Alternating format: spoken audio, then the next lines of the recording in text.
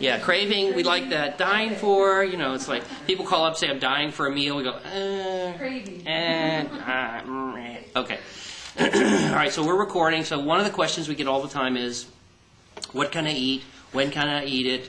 And I'm craving sushi or something like that. Or we've had people say, I'm craving a chicken salad sandwich. Or we have a lot of men who'll come to say, I would have surgery with you, but I love to eat. You know, I want to have a steak. I want to have cheesecake. I want to have, you know, whatever they would like. And so the questions come up, what about this surgery and what can you eat and when can you eat it and things like that. So in short summary, you can have almost anything, almost any time, if you follow the 3 guidelines. And the 3 guidelines are, you may remember from last week when we went over it, very, very small amounts, very, very slowly, very, very well chewed. Okay? So, we had one of our patients, a guy, our favorite patients, and he came back to clinic. He said, hey to everybody. He said, hey, I just want to tell you Dr. Rutledge is wonderful. The surgery's great. I am a contractor, had surgery. The day after surgery, I went home. I stopped by one of my jobs. I estimated the job, and I stopped and had a hamburger. I'm going, why do I let these people talk in clinic, you know? But what he said is he peeled off the bread, and he had one little bite, and he chewed it like crazy, and he had a taste for it, and he did fine. Now, Trish and Sandy and Jennifer hate when I say this story, because then people go home, and they eat a quart of macaroni and cheese, and they call in terrible pain. So please understand, there are... Yeah, please don't listen to Dr. Rutledge. Well, Dr. Rutledge said I could have a hamburger, you know, so we're not saying that. But almost anything will be fine if you think of the size of a baby spoon, eaten very slowly. In other words, not eat like this. You know how you sit down, oh, this is great, I had a great time today, I saw a movie, and my kids are graduating from college, and I just won $1 million. Don't eat like that, but put down your spoon between each one and chew it really well. Almost anything is okay. Now, sushi is interesting because usually it comes as a single, you know, fairly cut piece if it's the sashimi, or are you thinking of the roll? Okay, well, both of those oftentimes are fairly big bite-sized pieces. So if you had a taste for it, again, oftentimes that can be difficult in the first couple of days, but if you had a craving for it, then to cut a little tiny piece and to really chew on it for a while, that would be okay. The rice and the kind of solid piece of fish meat can be kind of tough to get down early. But if you have a craving for it and you want to try it, tiny little bits, really well chewed, really slowly should be okay. Hey. Actually, I waited 3 weeks, took 2 bites, that was it. Yeah. I was good. But because that rice, it goes slow. Yeah, the rice is often something. So again, if you follow our guidelines of very slow, very small, and very well chewed, you'll be okay. Now, here's another little caveat or a little trick to it, and that is, if you notice you're craving, think estrogen patch. Okay? Because we'll go around the room for people who had surgery last week. Hungry? Hungry? A little bit, occasionally. Hungry? Hungry? So most of our patients are not hungry after surgery. Right? Isn't that odd? And remember, we explained this to you. That's because of what? We cut this vagus nerve and cut the stomach, and we decrease the hunger hormone ghrelin. Okay?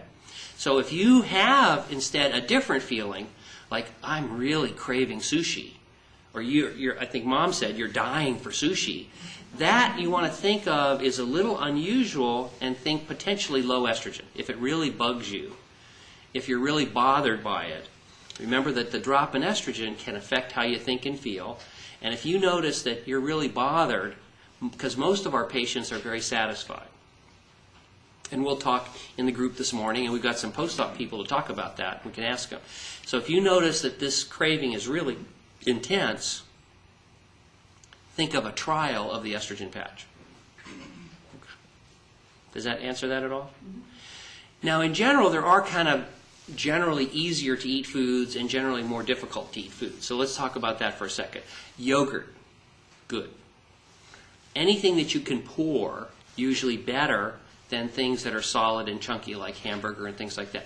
Generally, red meat, chicken, shrimp, things like that that are tough are hard to eat early on. Greasy, heavy foods are generally tough to swallow, tough on your new baby stomach as it drops into the small intestine. So mayonnaise and butter, fried chicken, pizza, cheese. Yeah, look at those faces. That's great.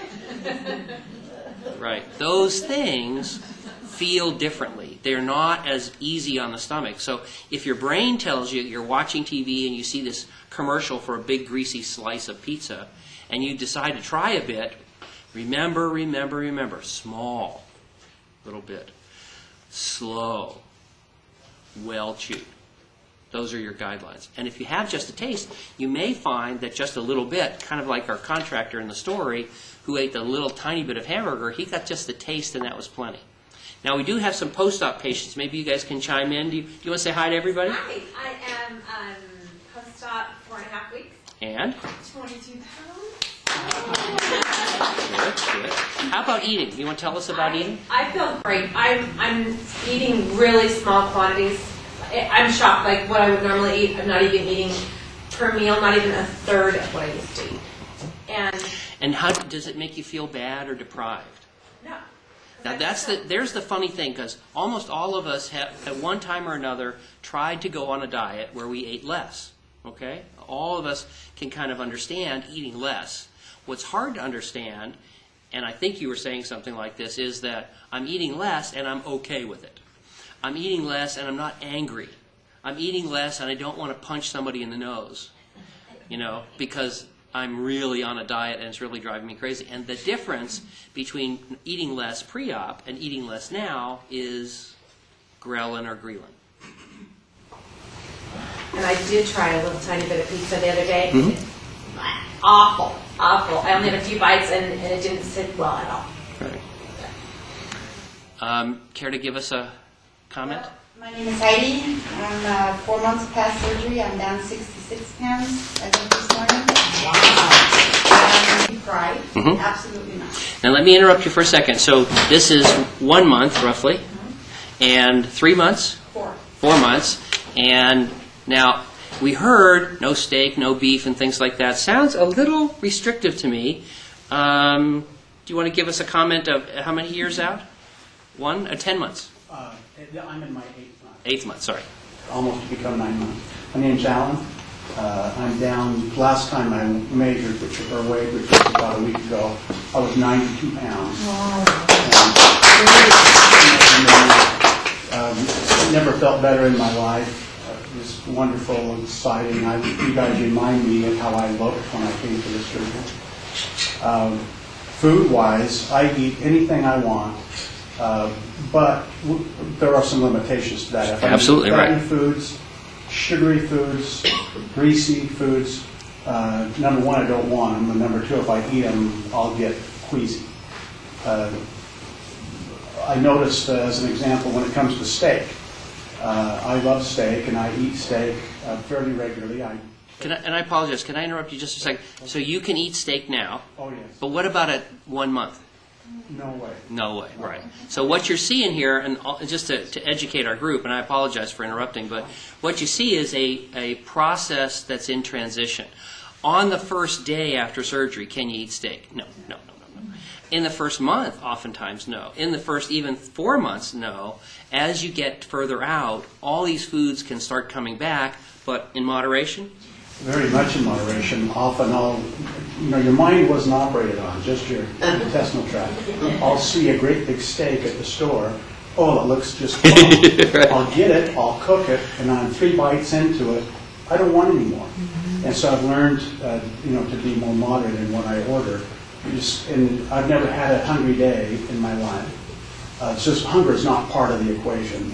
But educating yourself on how to eat is part of it. Mm-hmm. If I eat ice cream or chocolates or so on, all of which I can eat now, but if you eat too much or too quickly or too often, then they can upset your system a little bit, and it'll come out one side or the other sooner or later.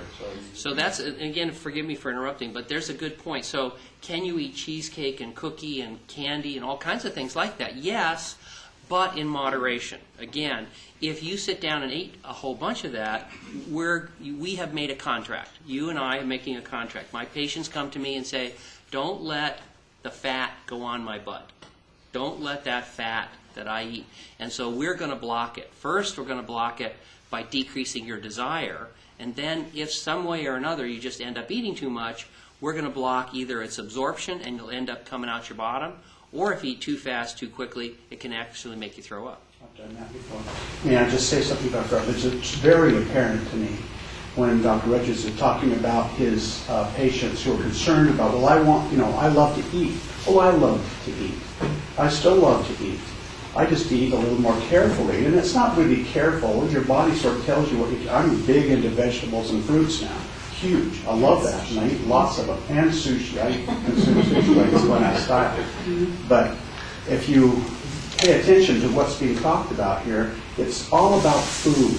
Because I think we've got to live all of our lives so much as we become heavier people. And I don't care that much. Man, food is not a big regulator of how I live right now. This shirt, it's so funny because the sleeves are slightly too long now. My shoulders have diminished in their mass. I had huge shoulders, and now that I'm a little bit, I have to have my shirts resized. These pants are 10 pant sizes less than I was wearing when I started. You feel like $1 million, and your focus is no longer solely on food. There's a lot of other things in life that Excuse me, did you like fruits and vegetables before? some of them, but not really. Yeah, and we heard that from Heidi too. But again, think of this. See, here's what people are saying. In other words, you know that annoying thin person you go to dinner with? Yes. Just hate her. She's there, and And see, now you're they hate me. right. Yeah. In other words, you get when she, and think of this. Think of that person. We all have somebody in your life. They go to dinner with them, and they pick at their salad a little bit. The entree comes, they have one little bite of it, and We call them aliens. yeah, and then okay, and you go "Arr, arr." Okay. Now you're going to get her gut, so that things are now different. Now, it doesn't mean that you're like in jail and you can't have steak. You can't have cheesecake. You can't have those things. You can't have ice cream. You can, but it's different now. I don't tell people you must eat fruits and vegetables. But you take somebody who used to be kind of a meat and potatoes guy, and now you're talking, salads and fruit, and I would never order that as a meal pre-op, and now it's different. And the difference then helps us understand more about obesity. Why are people overweight? Why are people obese? How do we get this? And of course, the old idea is that it was character or willpower or things like that, calories in and calories out is all there is to it, seems to go away because we didn't operate on the brain, But here we have a different feeling about food because we operated on the stomach. And now we know we can explain that because the gut hormones are changed. And that gives this kind of very unusual presentation that we've heard from all of our patients this morning. Excuse me, did you say you were a year out and you lost 10 pounds? He's 10 months out. I'll be on the 13th of May. I will be 9 months. Oh, you lost 9. First men are luckier. That's Lucky to be born a man, I suppose. Guys tend to lose it quicker. My brother lost 110 in 6 months. Wow. So guys tend to lose it quicker because women were more abusive on our bodies than their hormones. So it's the estrogen too. Actually, the statistics are pretty similar. When we plot, in other words, I think we often see other people and are envious of their weight loss. But Heidi is 4 months and has lost 66 pounds. And as far as I can tell, Heidi, you're not a guy, right? So that's pretty good at 4 months. So, thank you. I appreciate that. So that's a little talk about what to eat, about what you can expect to eat. Did that kind of answer the questions about what to eat, when to eat? And I think that's, if I may, that's a good example of why we talk in a group. If we met privately with each one of you, a post-op or a pre-op, we might not have had that question. We might not have got all the opportunities to listen to people who've been through this. and gotten their answers, not just my answer. So this is why we think there's such tremendous value of us talking in a public group.